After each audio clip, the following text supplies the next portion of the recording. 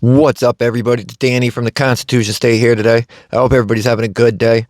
Today's video comes to us from the great New Haven Police Department in New Haven, Connecticut. We can't forget they're the ones who paralyzed Randy Cox in transport, who told him he was faking it, who instead of bringing him to the hospital, brought him to the jail and dragged him out and put him in a wheelchair. Then the union and the mayor and the chief went on the TV and they told everybody they reformed the police department and they're so much better. I went in there, 3-4 months later and literally got attacked by a psycho for recording in the lobby, for doing something I'm legally allowed to do. This dude had that whole 6 months of training and they didn't teach him that. They have a problem with ATVs and dirt bikes riding in the street just like the rest of the state. It sounds like one of their officers ran into a crowd of bikes 3 weeks ago and got his leg broken. And now we have to pay him to sit at home because that seemed like a good idea. The first part is a news clip on that. The second one is the incident that just happened this past Sunday where the cop drove in front of the ATV and the ATV hit the cop car. We're following developing news in New Haven, where police are working to identify a woman who they say ran over a police officer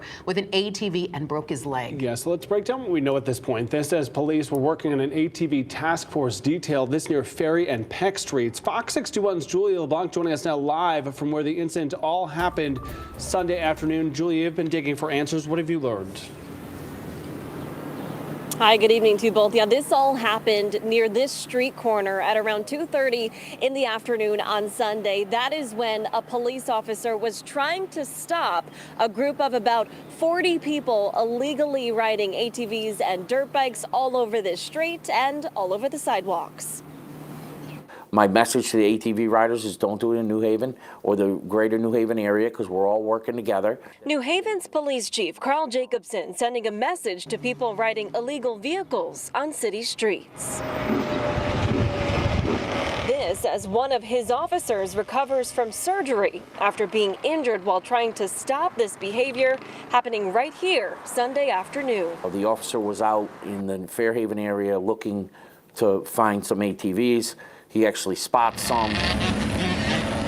Chief Jacobson says the officer was working with a brand new regional task force dedicated to cracking down on illegal riders when he witnessed it in action and stepped in. He gets out of his cruiser and attempts to stop that ATV by, as he kind of explained, grabbing the person off. Jacobson says the ATV rider then turned toward the officer, ran over him, and took off. That officer is now off the streets for up to 9 months, and police are hoping to find those accountable, blasting these photos all over social media. I just want the officers to know that we back them fully, and we want them to be safe. So we're going to make some changes that are going to make it so they can safely take these people into custody. One way to do that, Jacobson says, is with new legislation he and others are trying to get passed. This bill, introduced this year, tackles the issue. The state of Connecticut is not going to tolerate this type of illegal activity. State Representative Gary Turco is on the Public Safety Committee looking to get more funding to help police so they can get rid of these vehicles when they catch them and impose harsher fines. But then also giving them the ability to adopt new ordinances and then have additional power to be able to deter, prevent, and then hold those individuals more accountable that do commit these crimes. Some viewers might find the next video graphic, but this is for news and educational purposes. The public needs to see what's going on around them on a daily basis. As you guys can see in the upper right-hand corner, this just happened April 28th, 2024. There were reports of a group gathering there, so the officer drove up Farnham Drive, which is for pedestrian use only.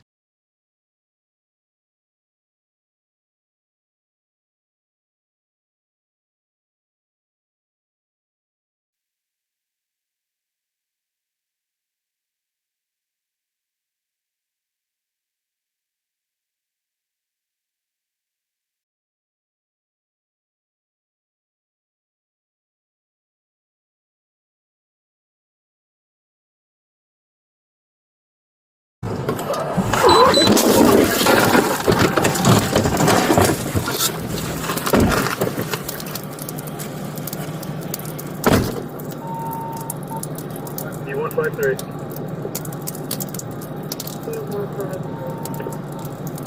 Started signal 1. It's going to be at the trail to the bottom of these rocks, the orange path. Now, it doesn't appear this officer has his lights on, so I don't know why he would be driving up a pedestrian-only roadway. They claim he was protecting this family right here, which if his cruiser wasn't there and the whole road was open, he wouldn't need to protect anybody, in my opinion. All the reports say the ATV crashed into the cop car, not the cop car pulled in front of the ATV. They also said that he had enough room to get by him, which it does not appear from either direction that he would have room to get by the cruiser. So the cop blocked off the whole road, causing the accident. Doesn't matter which way he went, he would have hit him regardless. I want to know what you guys think, though. Was this the right call for public safety, as they're saying, or was it not? Let me know what you guys think.